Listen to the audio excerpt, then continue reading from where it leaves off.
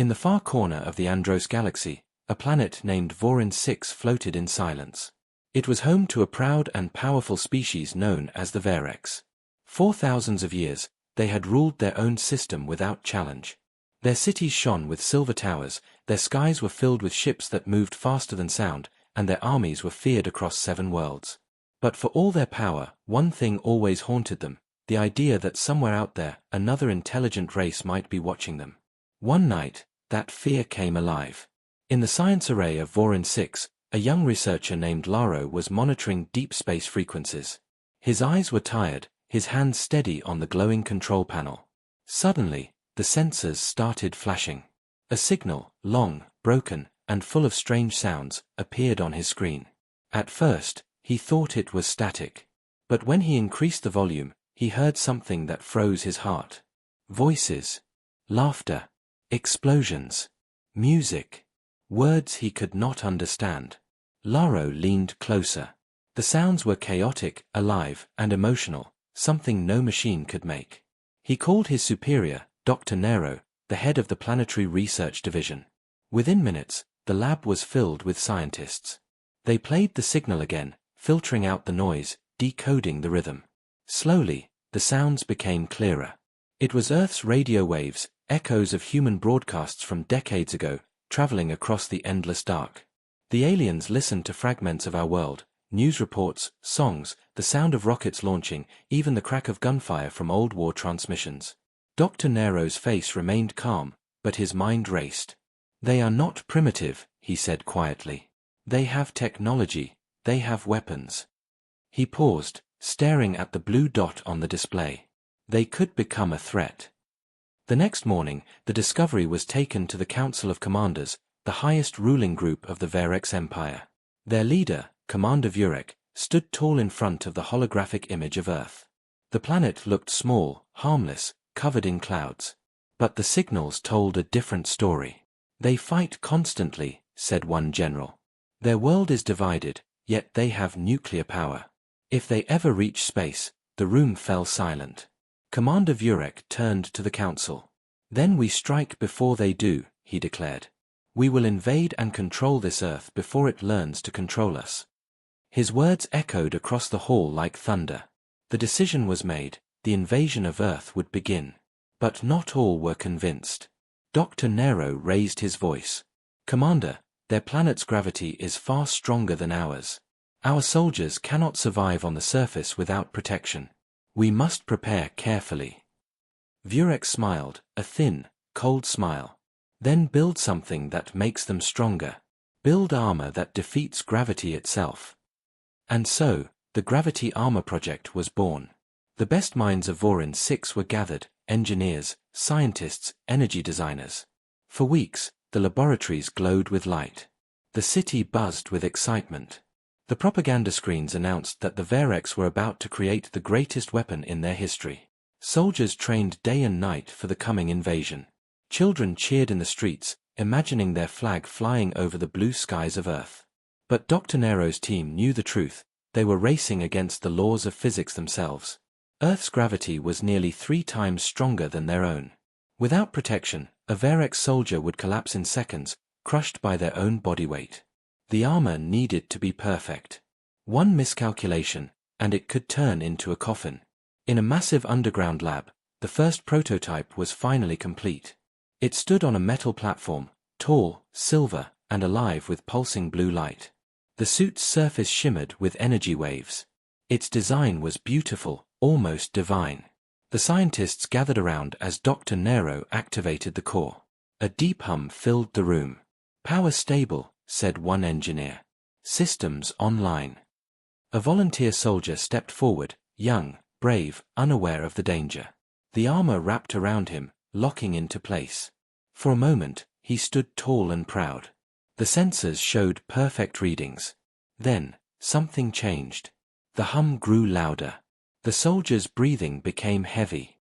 Gravity pressure rising, shouted an assistant. Core feedback increasing.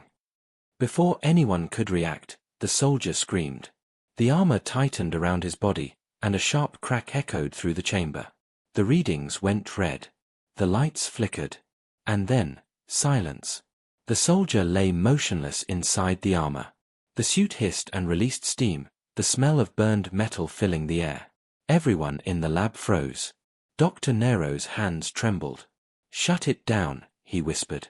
"Shut it all down." But Commander Vurek, who had been watching from the observation deck, simply smiled.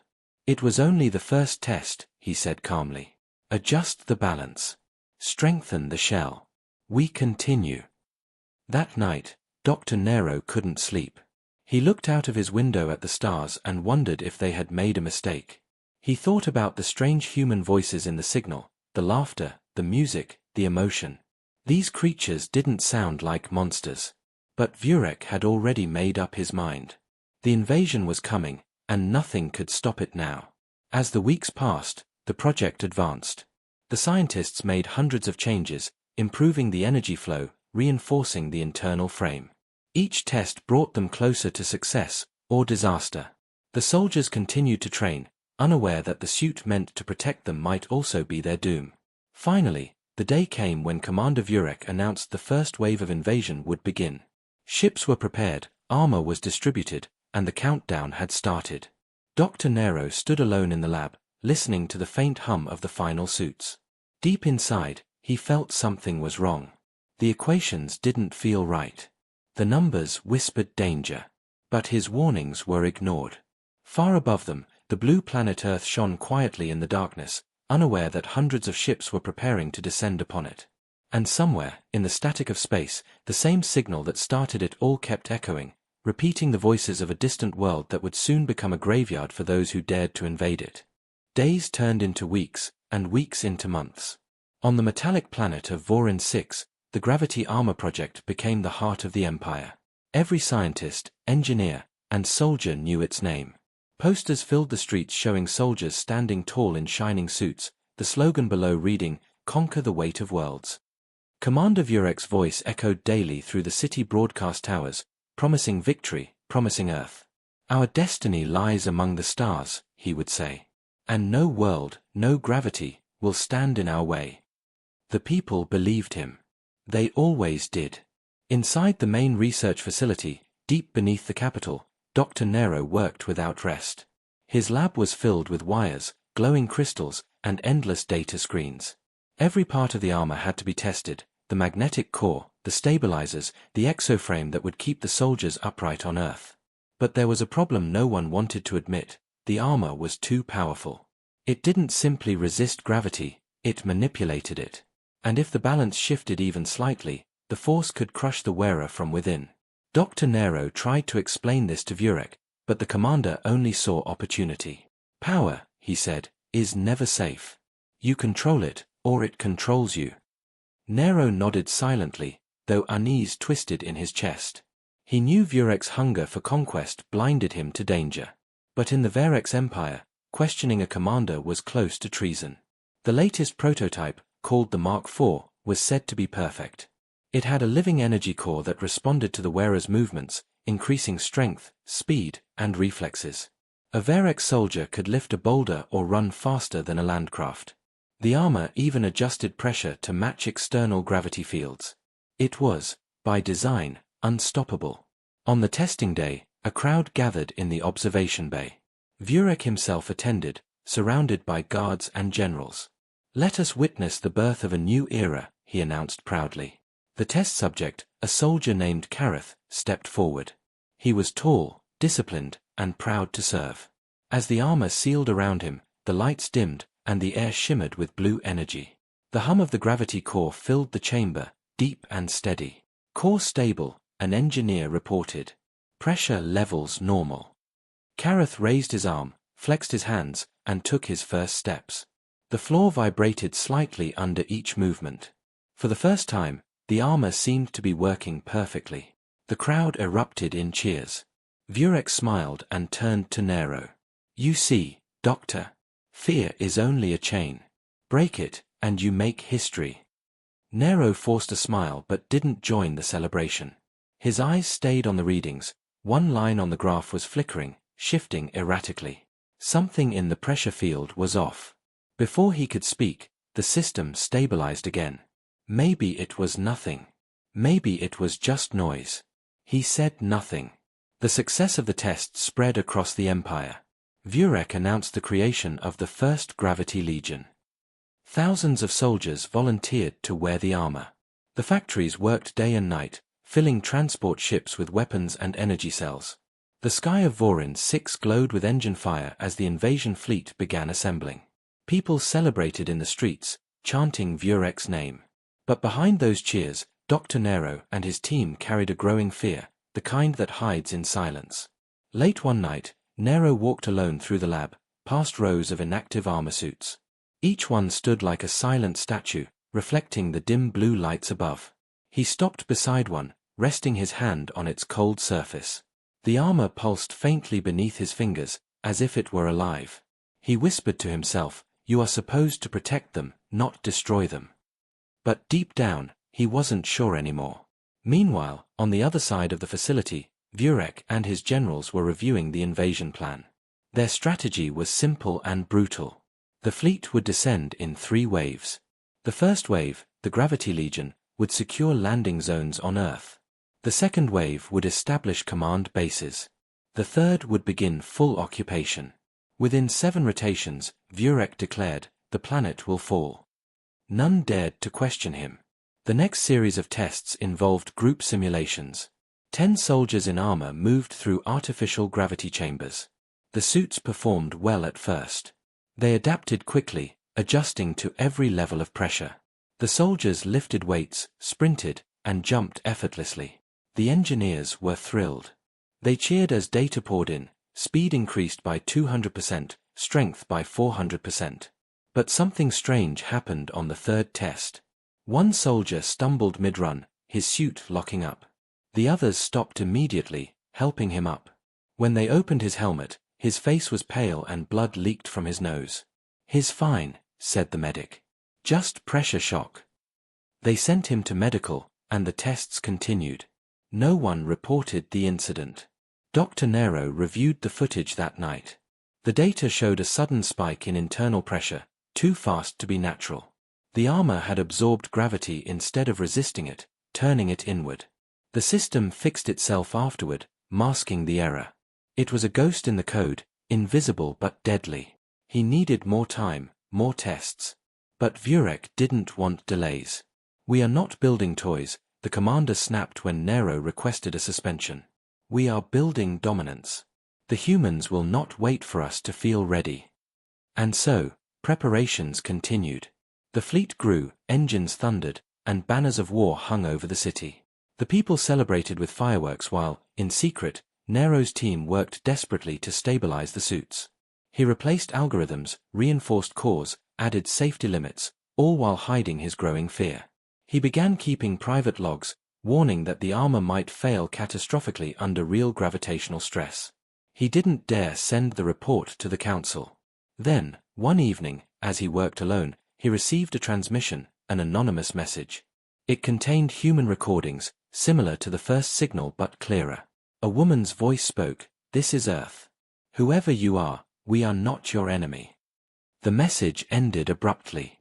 Nero stared at the screen, feeling something he hadn't felt in years, guilt. Were they about to destroy a world that had done nothing to them? He tried to bring it up with Vurek the next day. "We are not conquerors," he said quietly. "We are explorers. Maybe we can contact them instead of fighting." Vurek laughed coldly. "You are a scientist, Nero. You build. I decide what we do with what you build." He turned away, looking out the window at the fleet waiting in orbit. "Tomorrow, we launch the first wave. Your armor will make history. You should be proud."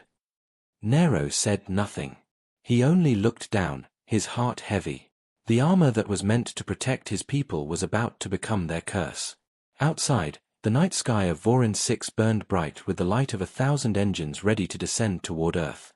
The invasion had begun, and there was no turning back. The day of the invasion began with thunder that was not from nature. The skies of Vorin 6 glowed red with the fire of engines as hundreds of massive warships rose from the surface. Their silver hulls shimmered under the twin suns, and the roar of their engines echoed across the cities. Every citizen stood in the streets, watching the ships climb toward the stars. It was the greatest launch in the history of the Varex Empire. Commander Vurek's voice filled every speaker across the planet. Today, he declared, we leave behind fear. We march into the stars to claim what is ours. Earth will kneel before the strength of Varex. The people cheered until their throats burned. The drums of victory echoed, and fireworks lit the air. But far away, in the quiet of the science sector, Dr. Nero did not celebrate. He stood in the control room, staring at the fleet's status screens. Each dot represented a ship filled with soldiers wearing the gravity armor he had helped design. His creation was leaving his hands forever, and something deep inside him whispered that he would never see those soldiers again. Inside the lead ship, Commander Vurek stood tall, his armor gleaming, his confidence unshaken. Around him, the bridge crew worked tirelessly, setting coordinates for the jump-to-Earth system. Prepare the gravity drives, Vurek ordered. The crew obeyed. The lights dimmed, and a low hum filled the ship as the engines built up power. Initiate warp sequence. In a flash of white light, the entire fleet vanished into the void, leaving behind a burning trail of blue energy. As the fleet tore through hyperspace, Vurek paced the command deck. His second-in-command, Captain Relar, approached. All systems stable, Commander. Estimated arrival at Earth in 8 standard hours. Vurek nodded, staring at the stars rushing past. 8 hours until history remembers our name, he said quietly. Relar hesitated. Sir, there have been concerns from the science division. Dr. Nero's final report contained warnings about armor instability. Vurek turned sharply. Warnings are for the weak, he said. We tested the suits. They worked. The soldiers are ready. Doubt is what destroys empires, not gravity. Relar bowed his head and said nothing more. In the troop bay below, hundreds of soldiers sat strapped into their seats, the walls vibrating softly from the engines. Each one wore a full set of gravity armor, their visors reflecting the dim blue light of the ship. They looked like statues, silent, emotionless, powerful. Yet beneath the metal shells were hearts beating fast with fear and excitement. Some whispered prayers, others smiled confidently. One soldier, Kareth, the same man who had once tested the Mark IV suit, now led the first squad. He whispered to his team, when we step on Earth, remember, we are the first to walk a new world. Make it count. The soldiers nodded. Hours passed, and the fleet approached the blue planet that glowed like a jewel in the darkness. Earth. The scanners showed oceans, mountains, clouds, a living world. The soldiers looked out through the viewing windows, some awed by its beauty, others focused only on conquest. Vurek smiled. So that is Earth, he said. It looks peaceful. Let's change that. The fleet began its descent. The ships split into formation, descending through the upper atmosphere. Flames licked the edges of their hulls as they entered the planet's gravity field. Inside the ships, the soldiers felt a strange pull, like an invisible hand pressing down on their shoulders. The armor adjusted automatically, stabilizing their weight. The system lights blinked green. Everything seemed fine. For a moment, relief filled the troop bays. Then the hum of the suits deepened. The energy meters began to rise. Commander, said the flight officer, the gravity field is stronger than predicted. Vurek leaned forward. Compensate. Increase power to the stabilizers. Dr. Nero's voice came through the comms from Vorin 6. Commander, listen carefully. Do not increase power. The armor must adjust slowly or it will. The transmission cut out suddenly. Static filled the speakers. Vurek frowned. Connection lost. Continue descent. The officer hesitated but obeyed. The first drop ships broke through the clouds, heading for a barren desert region. Their landing gears extended, and the soldiers prepared to deploy. Engage ground protocols, Kareth ordered. The suits released small bursts of blue light, adjusting to the new environment. The ship touched down with a heavy thud, sending dust flying. Open doors, shouted the pilot. The ramp lowered, and the first soldiers stepped out onto Earth. The moment Kareth's boots hit the ground, something felt wrong. His legs trembled. The suit's internal pressure rose sharply. Armor reading, unstable, said one soldier, his voice shaking. Kareth tried to move forward, but every step grew heavier. The gravity sensors blinked red. "Control, we have," his words cut off as he fell to his knees. The armor made a deep cracking sound. He screamed. His bones snapped under the force of his own weight. The suit crushed inward like a collapsing shell. Around him, other soldiers began to fall. One after another, they screamed, their suits bending, breaking, tightening like iron cages. Inside the command ship, alarms blared. "Commander! Ground units are failing. We're getting massive pressure spikes across the entire field." Vurex slammed his fist on the console. "Impossible. They were stable in simulation." The officer's voice trembled. "Earth's gravity is too dense for the suit's feedback systems. It's amplifying, not neutralizing." On the desert floor, Caratha's last sight was the clear blue sky above him. The air shimmered with sunlight, so different from the red glow of Vorin 6. His visor cracked, and the world went dark. The remaining soldiers tried to retreat back to the ships, but their suits locked. They could not move. Within minutes, the landing zone became a silent graveyard of broken armor and lifeless bodies. Back in orbit, the fleet sensors showed catastrophic losses. Hundreds of life signals disappeared in seconds. "Commander," said Relar, his voice barely steady, "the first wave is gone." The bridge fell silent. Vurex stared at the screen in disbelief. His eyes burned with anger. "Send the next wave," he said quietly. Relar turned to him, shocked. "Sir, we don't even know what happened down there." Vurex's voice hardened. "Then we find out the hard way." As the second wave prepared to descend, the remaining soldiers looked at each other in silence. Fear replaced pride. The hum of their armor no longer sounded powerful, it sounded hungry. In the control room on Vorin 6, Dr. Nero slammed his fist against the console. "No, no, no," he shouted. "The armor isn't resisting gravity, it's multiplying it." His assistants looked at him in horror. "If they keep landing," he said, his voice shaking, "none of them will survive." But his message would never reach the fleet again. Far above Earth, the once proud invasion force began to break apart. The sky was filled with falling ships, burning fragments, and silent wreckage. Commander Vurex stood motionless, watching the chaos unfold. His dream of conquest was turning into a nightmare, and deep inside, even he began to wonder if perhaps Earth did not need to fight back, because its gravity was already doing the killing for it.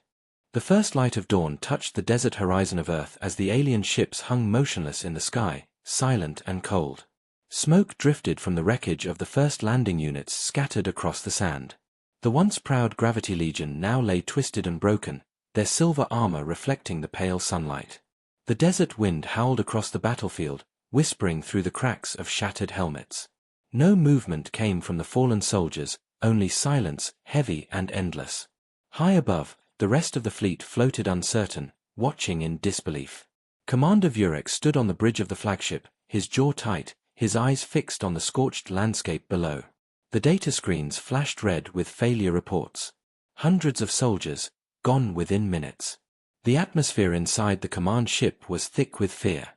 No one dared to speak until Captain Relar finally whispered, "Commander, we lost communication with the entire first wave. All signals terminated." Vurex didn't respond. His face was stone, his eyes empty. The silence stretched until he finally said, "Send the second wave." Relar hesitated. "Sir, with respect, we don't know what caused this." "The suits," Vurex cut him off sharply. "I said send them. The Empire does not retreat because of fear." His voice was hard, but beneath it, there was a tremor, a crack of doubt he would never admit. Relar gave the order. Across the fleet, alarms sounded again as the next group of drop ships prepared for descent. Inside one of those ships, a young soldier named Viren sat gripping the sides of his seat. The armor around him hummed softly, its lights pulsing with life. He had seen the live feed from the first wave, the screams, the static, the sudden silence. Nobody explained what had happened, but everyone knew something had gone horribly wrong. Still, orders were orders. "All units," the pilot announced, "prepare for landing. Keep your stabilizers active. Gravity field stronger than expected." Viren swallowed hard. His heart pounded. The other soldiers exchanged nervous glances, their metallic suits making soft clicking noises as they adjusted to the increasing pressure. As the ship entered the lower atmosphere, turbulence rocked it violently. The heat outside burned orange against the windows. "We're coming in too fast," someone shouted. "Stabilizers at maximum." The armor reacted instantly, glowing brighter as it fought to balance the gravitational pull. For a moment, everything stabilized. The soldiers felt lighter. Then, just like before, the readings began to spike. "Core temperatures rising," said the onboard AI. "Warning, overload imminent." The pilot's voice cracked, "Brace for impact." The ship slammed into the ground with a deafening roar, sand exploding in all directions. When the dust settled, Viren opened his eyes. He was alive. The armor had saved him from the impact. Around him, his squad was groaning, trying to stand. "We made it," one of them said. But relief lasted only seconds. The moment Viren tried to take a step, his legs locked. What's happening?" he shouted. The armor's internal systems were flashing red. The gravity calibration was spinning out of control. The ground seemed to grow heavier beneath him, pressing him down. His chest tightened. The air felt thick, impossible to breathe. The suit groaned under the weight of its own power. All across the landing zone, soldiers were collapsing. Some screamed as their armor crushed their limbs. Others gasped as their visors cracked under the pressure. The suits that were meant to protect them were now their tombs. Viren fell to his knees, his hands sinking into the sand. His HUD displayed endless warnings, pressure exceeding limit. Bone integrity, critical. His vision blurred. He tried to open the suit, to tear it off, but it was locked, sealed shut. One final scream escaped him before the world went black. Up in orbit, chaos erupted on the command bridge. "Second wave, offline. No survivors detected," the officer shouted. Vurek slammed his fist against the console. "Impossible. Adjust the field dampeners. Reduce the power." "We can't," said another. "The armor cores are feeding off the planet's natural gravity. It's amplifying instead of resisting." The bridge lights flickered as the ship's systems struggled to process the data. Every monitor showed the same thing, hundreds of life signs disappearing one after another. Dr. Nero, still in the lab on Vorin 6, watched the telemetry feed with horror.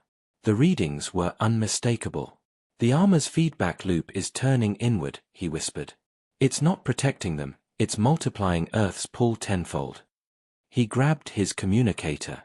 "Commander Vurek, you must stop the invasion. Pull them back. The suits can't handle this planet." Static answered him. The distance was too great, communication was breaking apart. He slammed the device down and covered his face with trembling hands. "They're all going to die," he said softly. Back on the fleet, panic was spreading. The command crews whispered behind Vurek's back. "The suits are cursed. Maybe the humans are stronger than we thought. This planet doesn't want us here." Vurek silenced them with one glare. "There is no curse," he said coldly. "There is only weak science. We will correct it." But deep in his heart, he knew it was not just science failing, it was nature itself rejecting them. As the third wave prepared for descent, the engineers tried to reprogram the armor mid-flight. They reduced energy output, rerouted stabilizers, and reinforced exoframes. But nothing worked. The closer they came to Earth, the more unstable the readings became. One engineer whispered, "It's as if the planet is alive and angry." The third wave never made it to the surface.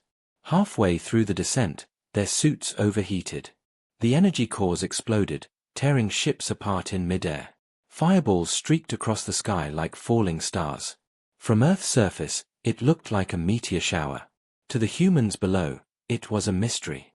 To the Vereks, it was a massacre. Commander Vurek stood before the observation window, watching the burning fragments fall. His reflection stared back at him, a leader who had led his people to their deaths. For the first time, he felt the weight of failure heavier than gravity itself. Captain Relar approached carefully. "Sir, we must retreat." Vurek didn't move. "No," he said softly. "Not yet." His voice was hollow. "We will land. I will land." Rilar's eyes widened. Commander, your armor, if it kills me, Vurek said, turning slowly, then I'll face the death I sent my soldiers to. Outside, the last of the fleet drifted above the blue world, broken and quiet. The silence of space swallowed their cries. On the surface, the desert was littered with twisted metal and lifeless figures, remnants of arrogance and war. The wind blew softly, covering the fallen with sand, as if the earth itself was burying its enemies. The invasion that was meant to conquer a planet had ended before it even began. The gravity armor, the pride of the Verex Empire, had become their doom. And far away, Dr. Nero stared into the void, whispering to himself, "We tried to fight gravity, and it reminded us who rules the universe." The command ship Vurex Roth floated above Earth like a wounded beast. Its once bright hull was now scarred with the heat of reentry and the shock of exploding transports. Smoke drifted from the lower decks, and alarms echoed through the metallic corridors. Inside, the atmosphere was heavy with dread. Every screen on the bridge showed the same nightmare, red blinking lights where once there had been green. Hundreds of soldiers gone. Whole fleets silent. The air stank of burnt circuits and fear. Commander Vurek stood in the center of the bridge, his fists clenched behind his back. His reflection glimmered on the main viewing screen, which showed the curve of the blue planet below. Earth looked peaceful, almost mocking. "They are all dead," whispered Captain Relar, breaking the silence. "All of them." Vurek did not turn. "They failed because they were weak," he said, his voice low but shaking. "Our technology is not wrong. They were." Relar wanted to argue but knew better. He had seen the footage. The soldiers hadn't failed, the armor had crushed them like tin. At the rear of the bridge, technicians frantically worked to restore communication with Vorin 6. Static filled the speakers, mixed with faint voices and broken data streams. Suddenly, Dr. Nero's voice cracked through the noise. "Commander Vurek, this is Nero. You must listen carefully. The armor isn't malfunctioning, it's reacting to Earth's gravity field. The energy cores are amplifying instead of compensating." The bridge fell silent as everyone turned toward the speaker. "What are you saying, Doctor?" Vurek demanded. "Our calculations were perfect." Nero's voice trembled. "Perfect for our world, yes. But Earth's gravity carries a frequency unlike anything we've measured. The suits treat it like an attack. The field collapses inward, and the wearer becomes the target." Vurek's expression darkened. "You're telling me gravity itself is destroying us?" "I'm saying," Nero replied, "that your soldiers never had a chance." The transmission began to break up again, but his last words cut through the static. "If you keep sending troops, you'll lose them all." Then silence returned. The crew waited for Vurek's response, but the commander said nothing for a long time. Finally, he turned toward the observation window. "Prepare another landing." The room froze. Rilar's voice rose, desperate. "Commander, no. You heard him. Earth's gravity is killing the troops. The suits are flawed." Vurek turned slowly, his eyes cold. "The Empire does not retreat because of a scientist's fear. We will adapt." He leaned over the console, his tone iron. "If the armor fails, we'll land without it. We are Verex. We conquer." Rilar's jaw tightened. "Sir, with respect, there's no honor in suicide." The words hung in the air like poison. Vurek glared at him. "You forget your place, Captain." "No, Commander," Rilar said softly. "I remember it too well." But he said no more. The bridge descended into chaos as technicians reported system errors spreading through the fleet. The gravitational field of Earth was pulling at their ships, disrupting stabilizers and causing small energy surges. The fleet was literally being dragged closer. "We're losing altitude," shouted an officer. "Compensate with thrusters." Vurek barked. "We're trying, sir, but it's like something is pulling us in." The deck trembled under their feet. The hull groaned as if the ship itself were in pain. Meanwhile, in the medical bay, wounded crew members from the lower decks lay on stretchers. Some had burns, others were pale and weak. They complained of crushing headaches and dizziness. The doctors ran scans, and what they found terrified them. Their bones were straining, slightly denser than before, as if Earth's pull was reaching them even through orbit. One medic whispered, "The gravity is affecting us too." On the bridge, a sudden explosion rocked the ship. Sparks flew from the ceiling, and lights flickered. "Deck 5 just lost power," cried an engineer. "Hull breach detected in Section 3. The officers scrambled to seal the affected zones. Through the chaos, Relar turned to Vurek again. "We must retreat, Commander. We can regroup and analyze the data before we lose everyone." But Vurek's pride was stronger than reason. "Retreat," he growled. "After coming this far. After losing so many. No, Captain. We finish what we started." Dr. Nero's voice came again faintly through the damaged communicator. "Vurek, listen to me. You're not facing a battlefield. You're facing nature itself. You can't win against gravity." Vurek slammed his hand on the console. "Then we change the rules," he shouted. "Prepare my personal landing craft." The crew turned in disbelief. "Sir," Relar said, stunned. "You can't possibly go down there yourself." Vurek faced him, his expression unreadable. "I sent thousands to die wearing my armor. I will see this planet with my own eyes. If it kills me, then so be it."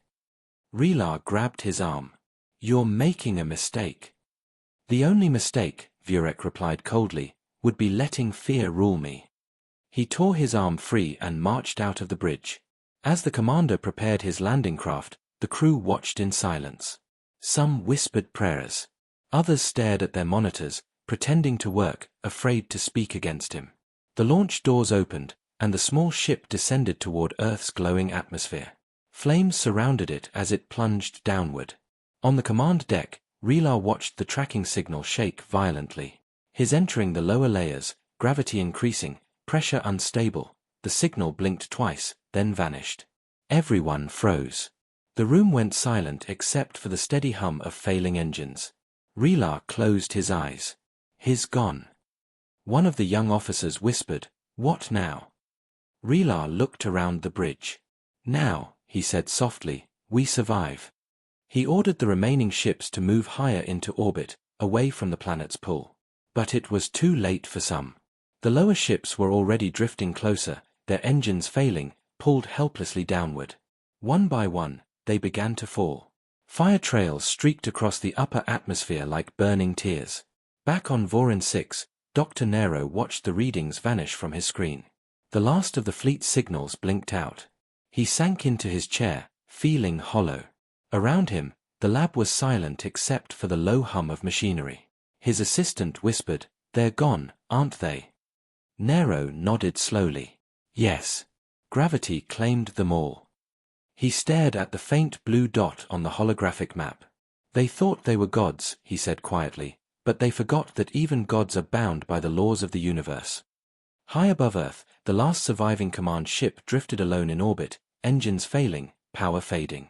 Inside, Relar stood at the window, watching the burning remains of their fleet fall like rain. His voice was barely a whisper. The planet didn't fight back. It just waited.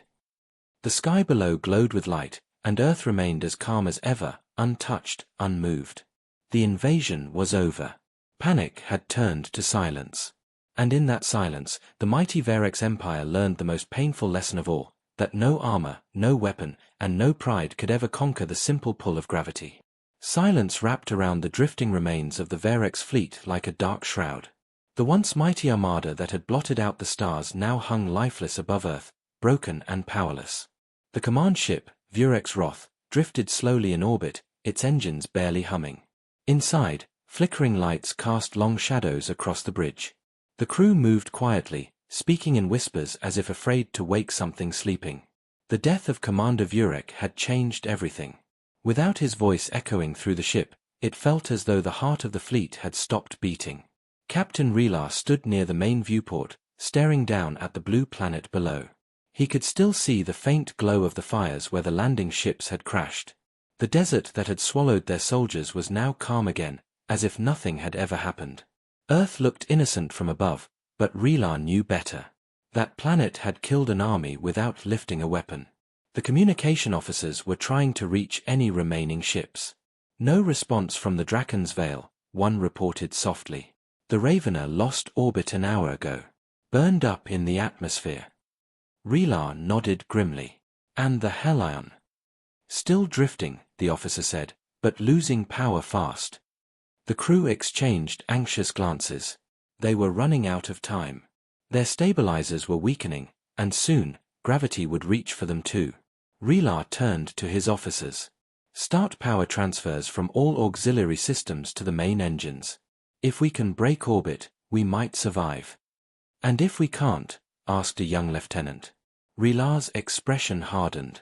Then we fall like the rest. Down in the engineering bay, sparks flew as technicians struggled to keep the power core stable. The sound of heavy machinery echoed through the metal halls. Chief Engineer Zorik wiped the sweat from his forehead and looked at his team. If we can't get this core balanced in 10 minutes, we're going down. His assistant, a nervous young tech named Lena, stared at the readings. Sir, the gravity fluctuations are climbing again. It's almost like Earth is pulling harder. Zorik frowned. Planets don't pull harder. That's not how gravity works. But as he said it, the floor beneath them groaned, and tools rolled off the tables. Unless, he paused, his voice barely a whisper. Unless something is alive down there. Back on the bridge, Relar's communicator flickered. A faint signal was coming through. The voice was broken and weak, but familiar. This is Dr. Nero. Do you read me? The crew jumped to their stations. We read you, Doctor, Relar replied quickly. Vurek is dead. The fleet is dying. We need a way out. Static crackled before Nero's voice came again. Listen to me carefully. You must get away from Earth's gravity field. The planet's electromagnetic frequency interferes with your energy systems. It's not just pulling you, it's absorbing you. Relar's brow furrowed. Absorbing us? Yes, Nero said urgently. It's like the planet is feeding on your power. The more energy you use to fight it, the stronger the pull becomes. The bridge went silent. Every officer stared at Relar in disbelief. You're saying the planet eats energy? Relar asked. I'm saying, Nero replied, that Earth isn't just reacting, it's defending itself. Before Relar could respond, alarms blared. Sir, gravitational pressure increasing. We're being dragged down, shouted an officer. The ship lurched violently. Crew members were thrown from their chairs. Relar grabbed the console to steady himself. Stabilize the ship, he yelled. Use reverse thrusters. The engines roared to life, but the ship continued to shake. The floor vibrated like the beating of a giant heart. Outside the windows, small pieces of debris began to drift toward Earth, sucked in by the invisible pull. The gravity that had killed their soldiers was now reaching for them. Zorik's voice came through the intercom, strained and panicked. Captain, we're losing containment on the power core. The gravity distortion is twisting the magnetic field. I can't hold it much longer. Relar slammed his fist against the panel. Shut it down before it detonates. If I shut it down, we fall. Zorik shouted. If you don't, we explode. Relar yelled back. There was a pause, then Zorik's voice came quietly, understood. A second later, the lights flickered and went dark. The roaring engines died. The ship drifted in silence. Then a deep, distant creak echoed through the hull as if the planet itself were breathing beneath them. Lena looked up from her station, her face pale. Sir, look. On the main screen, the planet below shimmered faintly with blue light. It wasn't just reflecting the sun, it was glowing, pulsing in rhythm with the ship's systems. It's responding to us, she whispered. Relar stared in horror. You mean it's aware? I don't know, Lena said softly. But it feels alive. Moments later, the floor shook again. A low rumble rolled through the ship, like thunder beneath their feet. Outside, lightning arced across the upper atmosphere, unnatural and bright. The clouds below swirled into strange patterns, almost forming shapes, eyes, faces, shadows that seemed to watch. The crew stared, frozen with fear. This isn't a planet, someone whispered. It's a trap. Relar snapped back to command. Enough. Get emergency power online. Plot a course away from Earth. Now. The ship's engines flared weakly to life, but it wasn't enough. The gravitational pull was too strong. Sir, thrusters at full, but we're still descending, shouted the pilot. Increase power. Relar barked. All systems. That'll overload the core again. Do it. The ship strained, shaking violently as the engines roared. The blue glow below intensified, as if the planet were responding to their effort. The hull groaned. Panels ripped from the walls. Then suddenly, everything stopped. The shaking ended. The light dimmed. For a brief moment, it was silent again. Did we escape? Lena whispered. Relar looked at the readings. No, he said softly. We're being held. The sensors showed something impossible. The ship wasn't moving, not falling, not rising. It was suspended, frozen in space, caught in an invisible grip. The air inside the bridge grew heavy. Relar could feel it pressing down on him, like invisible hands tightening around his chest. Sir, the pilot gasped, the gravity field, it's inside the ship. Crew members began collapsing one by one, crushed by the increasing pressure. Metal beams bent and groaned. Blood trickled from noses and ears. Relar fell to his knees, fighting to breathe. He looked up at the viewing screen one last time. The blue planet below was calm, serene, beautiful. You win, he whispered. Seconds later, the Vurek's wrath imploded silently. No explosion, no fire. Just a sudden flash, and it was gone. From Earth, it looked like a star winking out. Back on Vorin 6, Dr. Nero watched the final signal vanish. His hands trembled as he shut down the receiver. They never understood, he whispered to himself. They thought gravity was an enemy. But gravity is life's oldest law. You can't conquer it, you can only respect it. He turned away from the screens, feeling the weight of his own failure. Above the quiet hum of the lab, he could almost hear the echo of falling ships, reminders of arrogance, ambition, and the merciless pull of nature's truth. Dr. Nero sat alone in the cold silence of his laboratory on Vorin 6, staring at the flickering holoscreen that no longer showed any data. The once bright feed that had displayed the Varex fleet's orbit around Earth was now nothing but static. Every signal, every tracking beacon, every pulse from the ships had vanished. His trembling fingers hovered over the console, hoping for one last sign of life, a stray transmission, a faint echo of communication, but nothing came. It was as if the entire fleet had been erased from existence. Outside the viewing window, the stars burned quietly, distant and uncaring. Nero leaned back in his chair, his voice barely a whisper. It's over. The words hung in the air, heavy and final. He had tried to warn them. He had sent message after message, telling them to retreat, to stop the invasion, to respect the forces they were dealing with. But arrogance had drowned reason, and now an empire had fallen.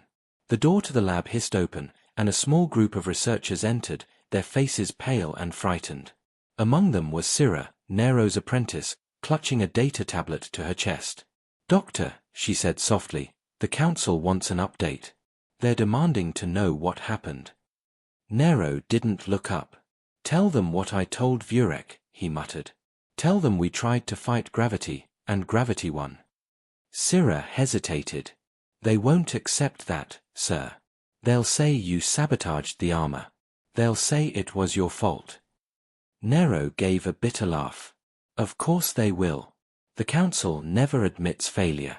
They'll rather blame a scientist than admit the universe doesn't obey their orders. He stood slowly and walked toward the center console, activating a new display.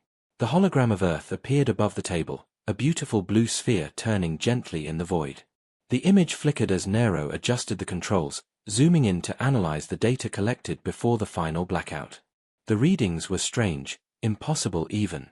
The planet's gravitational field wasn't static anymore. It was moving, shifting in irregular waves, almost like a heartbeat. Syrah frowned as she noticed it too. Sir, the field is fluctuating on a rhythm. Like it's alive.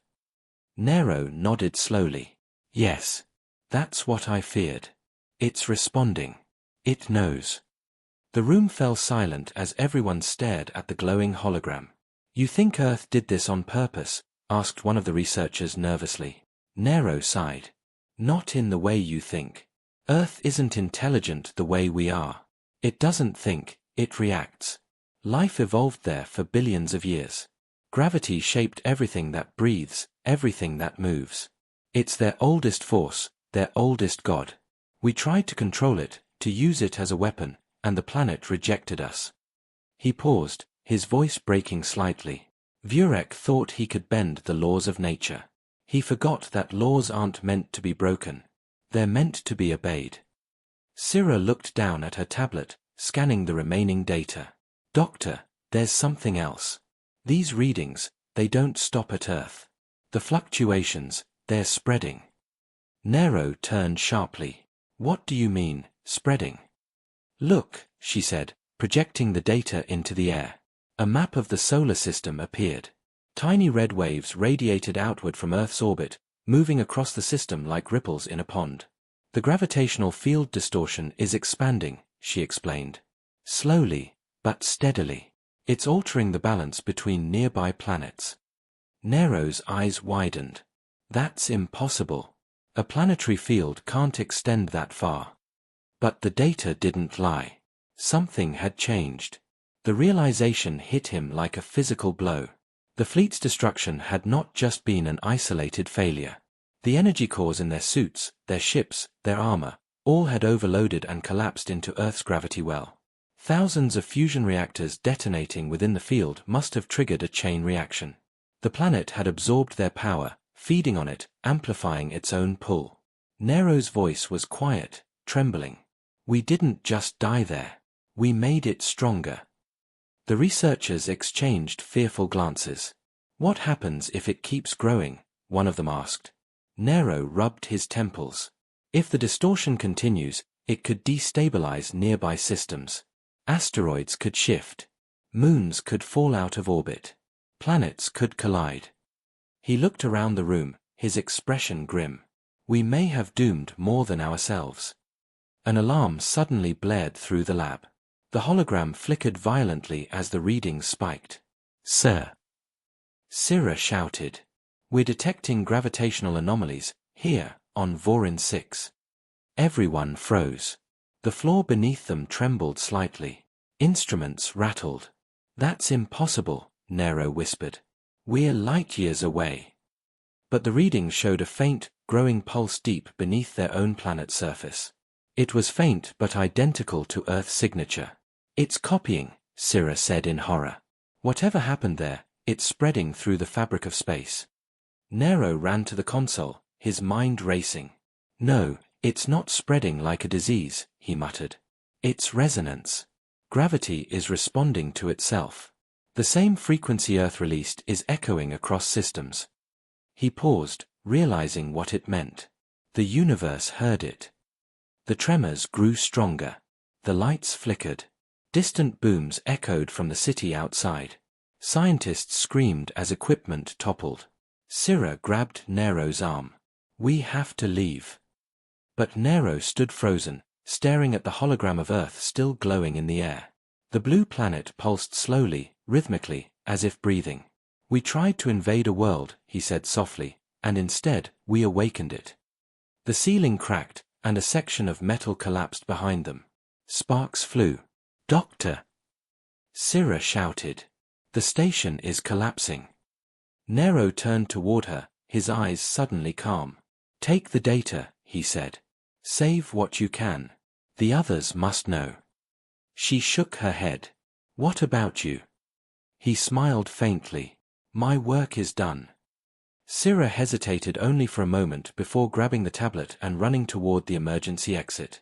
As she looked back one last time, she saw Nero standing before the hologram, surrounded by falling debris, his silhouette outlined by the pulsing blue light. The floor split beneath him, and in an instant, he was gone. Outside, the sky above Vorin 6 began to ripple. The stars wavered as if viewed through water. The gravitational resonance spread across the atmosphere, warping light itself. From orbit, the planet looked as though it were breathing, contracting and expanding. The same strange blue glow that had surrounded Earth now pulsed across its surface. Ships in orbit began to shake. Some drifted out of position, pulled by invisible tides. Others fell silently toward the planet, vanishing into the shimmering haze. Far across the void, deep space sensors detected the same rhythm appearing on other worlds, small, faint, but growing stronger with every passing hour. Gravity itself seemed to be whispering a warning across the cosmos, a message older than time: you cannot conquer what holds you together. And somewhere in the vast silence, the memory of the Varex fleet lingered, burning, falling, forgotten, while the universe itself seemed to stir, as if awakening from a long sleep. The invasion of Earth had ended, but something far greater had begun. The once proud planet of Vorin 6 was now a world of chaos and silence. Where towering cities once reached for the stars, there were now broken structures and drifting dust. The great laboratories that had once been filled with light and ambition were empty, their walls cracked and glowing faintly blue. The same haunting pulse that had consumed Earth was now spreading across the planet's core, echoing like a heartbeat beneath the ground. The people of Vorin 6 looked to the skies and saw their stars bending, the constellations trembling as if the heavens themselves were shifting.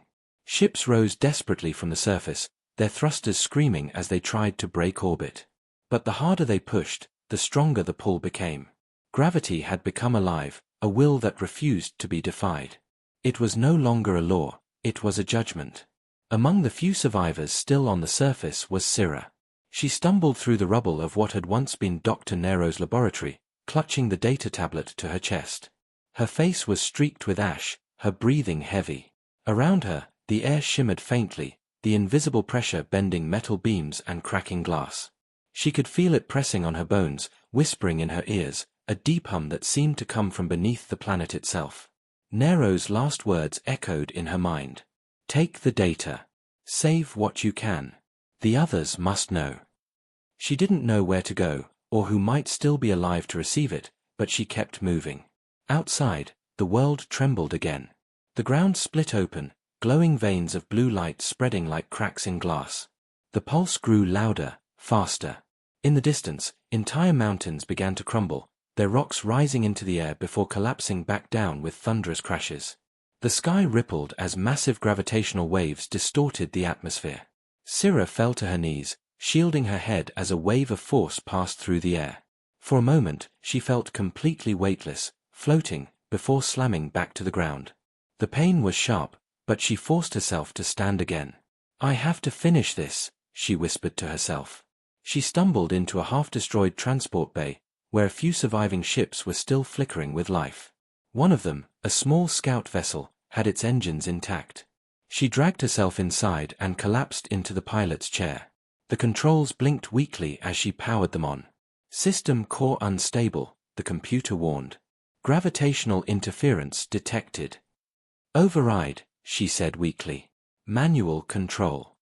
The ship groaned but responded. The thrusters ignited, and the vessel lifted shakily into the air. Through the shattered viewport, she could see the planet breaking apart below her. Whole cities were being swallowed by the light, their structures folding in on themselves like paper. The sight was horrifying and beautiful at the same time, a planet returning to the dust it came from. As she rose higher, the data tablet flickered to life beside her.